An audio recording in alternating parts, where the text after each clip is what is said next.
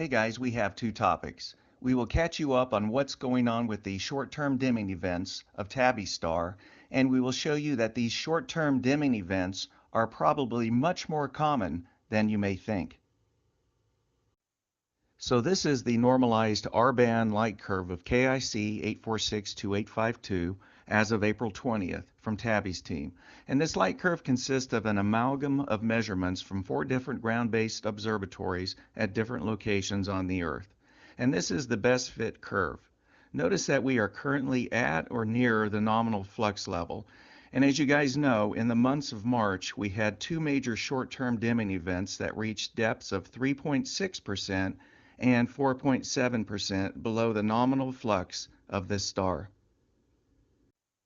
So it's been about a year now since we've been tracking the flux of Tabby star on this channel, and this is a 1-year view of the normalized R-band light curve of Tabby star.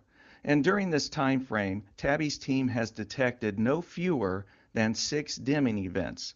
That equates to an average of 1 dimming event every 2 months.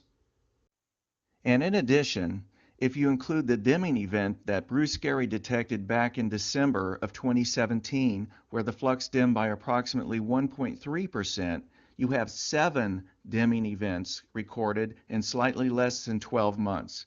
Here is why we believe that these dimming events are really very common and are widespread and continuously ongoing around Tabby star.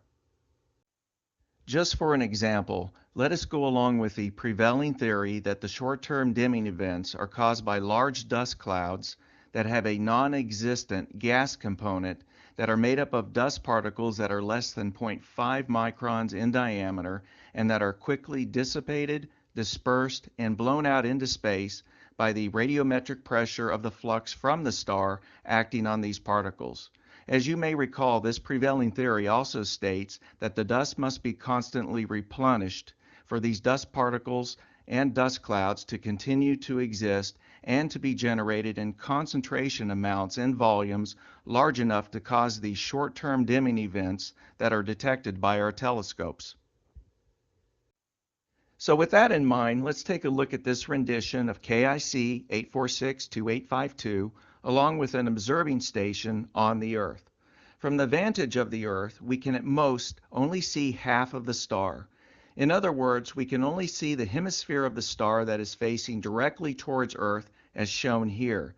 So at best, and at any given time, we are only able to detect dust clouds occurring above the star's hemisphere that is directly facing Earth and within our line of sight.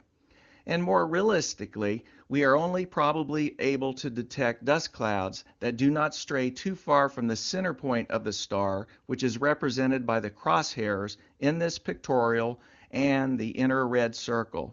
In other words, those dust formations that form near the 360-degree horizon of the facing hemisphere will block less direct light and will also have a reflective aspect that counters the blocked light. And of course, those dust clouds that form on the back and sides of the star do not block the light from our position and are totally undetectable by our telescopes.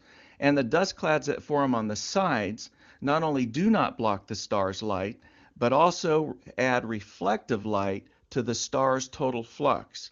So practically speaking, even if we had round-the-clock telescope coverage, we probably would catch less than 25% of the dust clouds that formed over the entire surface of this star, especially when you consider that these dust clouds disperse quickly and entirely within just a few days and do not have time to travel very long distances to make their way around to our sweet spot field of view.